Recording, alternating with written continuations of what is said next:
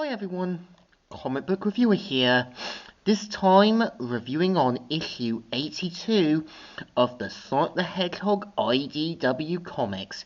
Now, we are on issue 82 and I haven't been able to do issue 82 because I've been busy with a lot of things. Also did originally do the video but kind of got screwed up mid-review. And obviously the cover has basically Tails, as well as the character Luna in a large Lake City area. So let's get on with the story. It starts off with Sonic obviously holding on to the Chaos Emerald and saying, "No trap after all. How about that, Tails? Phew." "That's what I said." "So, I'm guessing your name's not Luna." It's Sorari. Sorari the Sugar Glider." "I'm Sonic. Sonic the... I know who you are."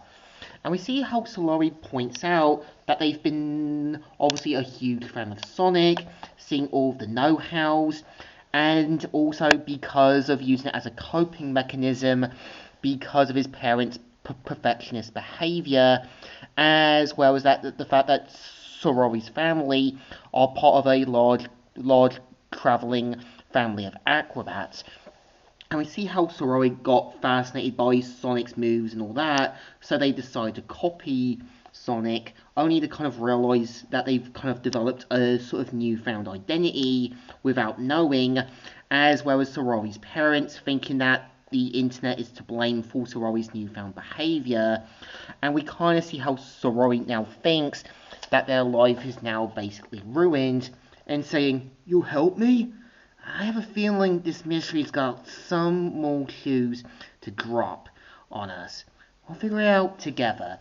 And we see right away Sorori's parents show up to pay, obviously, Sorori a visit, and saying, "Sorori, down! Now! The phone! Mom, Dad, you disobeyed us again, tarnished our family's spotless reputation, and ran away from the circus. Unthinkable." And we see how Sonic mainly confronts Sorori's parents, and them saying, "Sonic the Hedgehog, corruption of youth." And we see how they go all out with their pose, until obviously Sorori becomes Luna again, saying, "I leave for 5 minutes, and look what happens. I guess I'll have to take your toys away, until you all learn to behave." And right away, we see how Rouge decides to take a break at a cafe, much to Shadow's protest, and decides to find the Chaos Emerald himself. And we see how, obviously, Sonic, Sorori's parents and that, try to catch up to Luna, but we see them saying, "Teach them our family's strongest value, raw damage output." But we also see how Sonic tries to get to Sorori, but obviously Sorori's parents try to make the situation a lot harder, and saying, "Huh, you wouldn't got me if my nose was a tad longer." And we see, obviously, Sonic trying to talk to Luna, saying, "It's Luna, remember?" But we see how after Sonic's motivational talk, he says, "Fine, just promise me you'll look after Solari. To see all of you. Promise."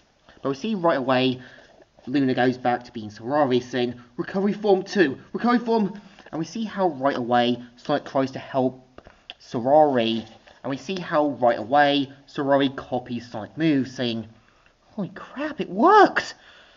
And we see right away they decide to kind of talk with Sorori's parents to try and get them to understand. But we see how Sorori tries to give their parents a heartfelt talk, and right away, after saying something heartfelt and deep, saying, "You would reject our perfect family's quest for perfection? Unthinker. My sweet, do you not agree?"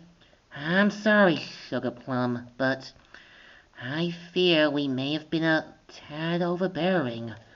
"No, not our perfect parenting." But we see how they decide to give Sorori, obviously, that their love and support for their path, and saying, "Celebration form number 16. But right away, it gets ruined by Shadows showing up, And right away, we see how Shadow and Sonic mainly duke it out. And right away, Shadow not paying attention to the damage he's causing. And right away, we kind of see how Tails gets the help of Sorori's family to try and save both Sorori and Sonic. And they both try and duke it out.